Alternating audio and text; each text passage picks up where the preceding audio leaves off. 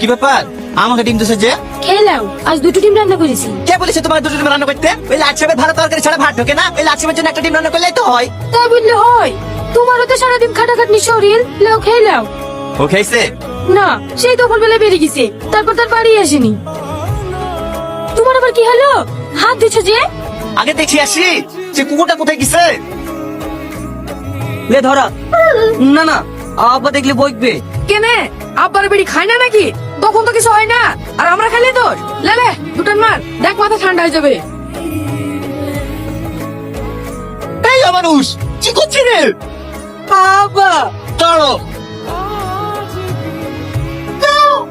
আব্বা, আমার ভুলে গেছে বেরিতে মুখ দিয়া। আমি খেতে যাচ্ছিল না। ওরে আমাকে তোর করে খাওয়াইছিল আব্বা। এত রাত অব্দি কোথায় ছিলি? রাকেশ বাড়ি বসছিনু। ঠিক আছে চ ফেলিকা। আমি খাবো না, রাকেশ বাড়ি খেয়েছি। এই, তুই লোকের বাড়ি খেয়ে এসছি, তোর বাপ যে তোর নাকি সারাদিন না খেয়ে বসে আছে। আব্বা তুমি খাওনি? না, চ তোর বাপের সাথে বসে যাই খেলি গা। চাচা চাচা, কি হলো রে? ওই বাবা হাঁপাসি কেনে? তুই চিনি শাহিন, ওই পাড়া আমাদের মেঘে বিক্রি চলে এসছে। হ্যাঁ তুই কি বলছিস রে? হ্যাঁ চাচা, বাড়িতে লোকে বুঝাই, তুমি তাড়াতাড়ি চলো।